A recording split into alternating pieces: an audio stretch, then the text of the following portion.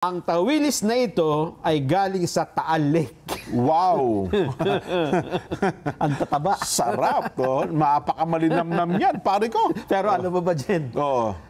Yung mga, di ba dyan sa Tagaytay, ang daming kainan dyan, bulaluhan. Di ba? Oh, bulaluhan. At same time nila binibenta. Tawilis ganyan eh. Yan, diba? oh. Alam mo ba na mula ng mabalita na may mga bangkay na dyan din nila, yung mga sabungero nawawala. Oo. Naku po, wala na daw bumibili ng tawilis. Ay, naku, apaka. Natakot? Maling-mali naman sila doon. At saka unang-una, masustansyang tawilis dyan. Oo. Kahit- Kasi yung Taal Lake, apakalawak po niyan. Oo. Di ba? Napakalawak yan. Sabihin mo, naglagay ka sa, sa isang lugar. Hindi lang, ewan ko, parang mga 60,000, basta malaki po yan eh.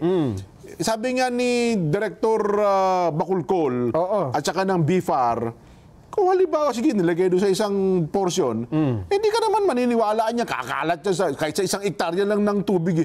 Hindi niya, ano yan. Oh. Eh, yun ang problema. Nagkaroon ng tag doon yung sa isipan ng tao, no? Yung na-imagine mo, alam mo, kumakain ka. Oo. Sabungero to. Lasang sabungero. Hindi, baka lasang chicken to, parang gano'n, baka gano'n. Lasang... Gano'n nakapekto sa benta ng tawilis? Kaya napilitan po ang Bureau of Fisheries and Aquatic Resources na maglabas sa statement eh. Kasi nga nagrereklamo yung mga nagtitinda. Bakit wala bumibili ng tawilis? Ano-ano kasing binabalita nyo? Oo naman, maling-mali naman sila dyan. Sabi po ni BFAR Chief Information Officer Nazer Briguera, naku po, huwag kayong matakot na kumain ng tawilis. Kasi alam nyo ba kung ano kinakain ng tawilis? Ano sabi niya? Ano daw mga kinakain yan? Plant-based planktons. Mga planktons. Ang kinakain ng isda na nasa Taal. Ang kinakain niya na si SpongeBob. Oo. Si SpongeBob. Planktons. Yung mga tumutubo sa dagat. Hindi sila carnivorous. Ayun. Hindi sila kumakain ng karne. Ayun, ang ganda ng pagkakaano. Yun ay papaksiw mo na, sabi ko sa iyo.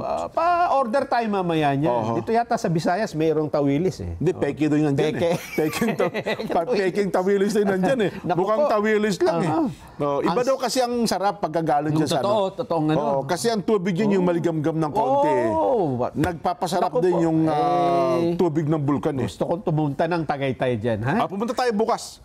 Tama-tama. Etong sabi ni Briguera dyan. Ano sabi ni Briguera? Wala pong dapat ipangamba. Ayan. Kasi unang-una, itong tawilis, yan nakikita nyo sa TV, tawilis, yan. Ayan hinawakan pa niya eh. Small pelagic fish po siya. Tama. At ang pagkain niya nga po, yung mga planktons. Ayun. Kabilang dyan yung mga plant-based planktons. At hindi po sila masasabi nating carnivorous. Ayun. Vegetarian ng tawilis. Kung ang pinakamaganda, Mr. Nazer Briguera, dalhan mo kami doon sa saganang mamamayan. Lalantakan namin yan. Live namin. Ipakita natin. Yung crispy tawilis saka paksiw na tawilis. Yan. Alam mo dyan, kailan ba yon yung nauso yung sakit sa baboy? Yung foot and mouth disease? FMD. Di ba lagi ipinapakita nila, Sep po kumain ng baboy. Kumakain, tama yan. Di ba pinapakita sa TV? Naglilitsyon pa sila ng baboy. Huwag kayong tama ito. Dito po. Sir Nazer. O kaya naman yung mayor ng Taal, dyan sa may padala kayo dito sa amin. Hindi, imbitahan natin ang Pangulong Bongbong. Ayun. Kumain tayo sa Tagaytay ng tawilis, ha? Si Santol. Bakit sabi ng Santol? Hindi, taga-Tagaytay ako. Wala naman ako kinala. Pero diyan sa restaurant ng Tagaytay, isa dyan sa mga hanap buhay ng mga taga-riyan, ito, Pride. Crispy tawilis. Yes. Kasi, kaya ako naman nabanggit ang Pangulo, sabi niya kasi, imbestigahan nyo na nga yan ng malaliman, yung mga nawawalan sa bungero na yan. Nag-utos na ang Pangulo mismo. Kung yan ay dyan sa Taal Lake, nung kumakain ng tawilis, naapektuhan eh. Kasi masyado na lumaki. So, yung usapin na yan.